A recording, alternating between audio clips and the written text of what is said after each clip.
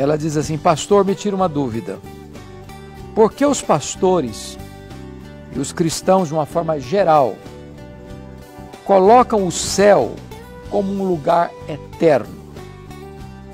Tendo em vista que a eternidade não será no céu, e sim na nova terra, que existirá após a passagem do milênio, novos céus e nova terra, assim diz a Bíblia. Fica aí a minha dúvida.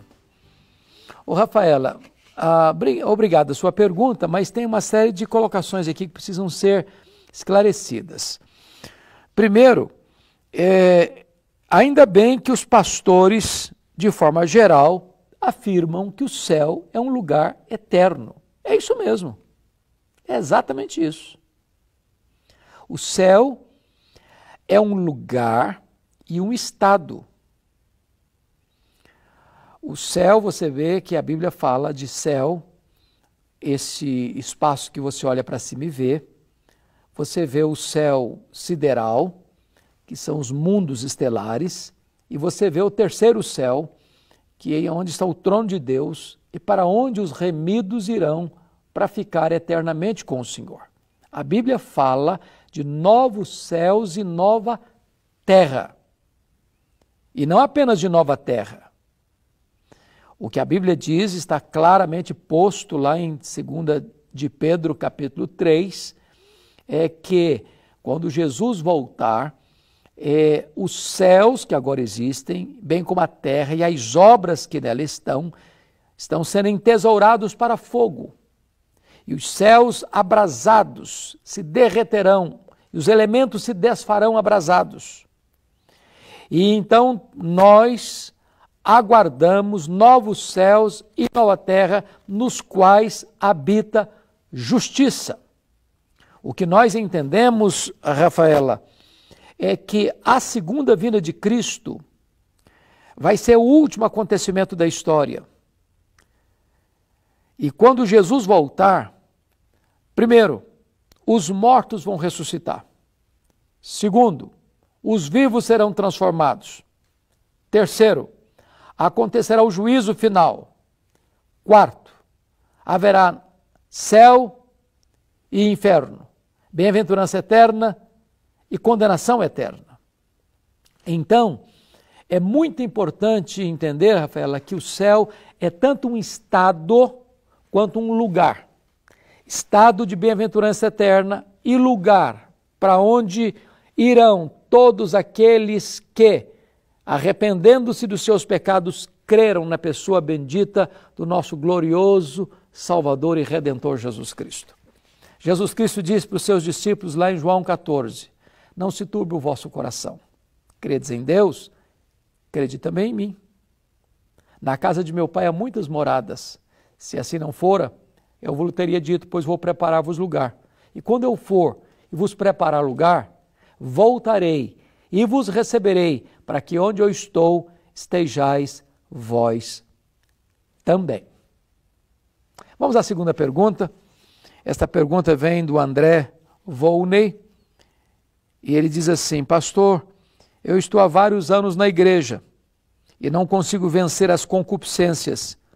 Sou um vaso de desonra? Bom, André, a sua pergunta é uma pergunta inquietante.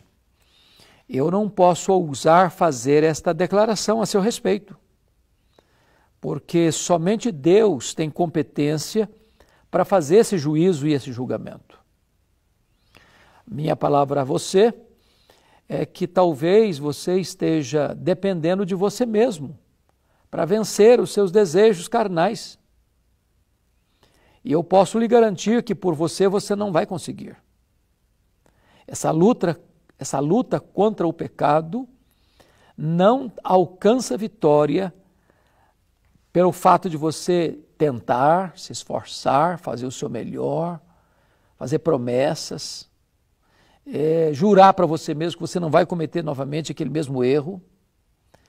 Na sua força você não vai conseguir. Você está tentando vencer isso agarrado na velha aliança. A velha aliança diz que eu vou me esforçar para fazer o meu melhor.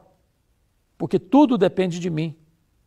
Mas na nova aliança, Paulo trata desta matéria de uma maneira maravilhosa, lá na sua segunda carta aos Coríntios, a partir do capítulo 2, verso 14, quando ele diz: graças, porém, a Deus, que em Cristo sempre me conduz em triunfo, e por meio de nós manifesta a fragrância do seu conhecimento, tanto nos que são salvos como nos que se perdem, para um cheiro de vida para vida, para outros aroma de morte para morte. Mas quem, porém, é suficiente para essas coisas? Essa é a grande pergunta. Quem é suficiente para viver uma vida vitoriosa? Quem? E ele responde no capítulo 3, versos 4 e 5, a nossa suficiência vem de Deus. Eu quero encorajar você a fazer uma coisa. Tire 15 dias para você entrar no seu quarto, num horário específico que você vai escolher. Dobre os seus joelhos, leia um capítulo da Bíblia e ore 10, 15 minutos. Peça a Deus, para Deus colocar no seu coração prazer em conhecê-lo, prazer em amá-lo, prazer em se deleitar nele, prazer em ter comunhão com ele. Porque quando você descobre um prazer maior do que o prazer do pecado, aí você começa a olhar para o pecado como pecado. É preciso que algo melhor e maior substitua isso no seu coração. E é o Espírito Santo de Deus quem há de produzir essa mudança e essa transformação na sua vida.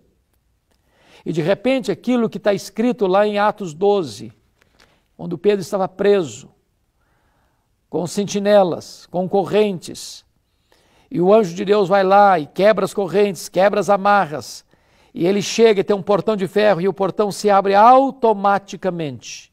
De repente essas peias, essas algemas invisíveis, essas amarras que estão prendendo você aos vícios e aos pecados, isso vai ser desatado automaticamente pelo poder do Espírito Santo. Então, se você é um homem convertido, se você nasceu de novo, busque a Deus, porque a vitória está em Deus, no poder do Espírito Santo de Deus para a sua vida.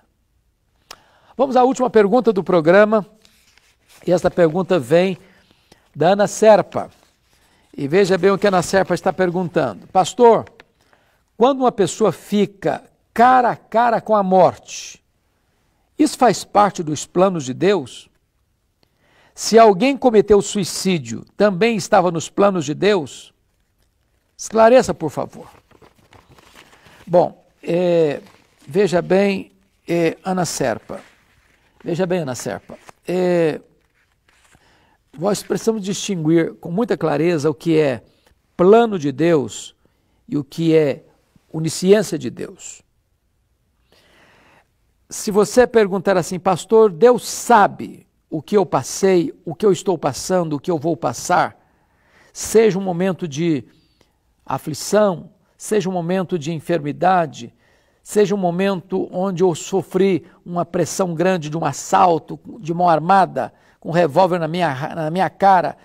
Se você, Deus sabe de tudo. Nada pega Deus de surpresa.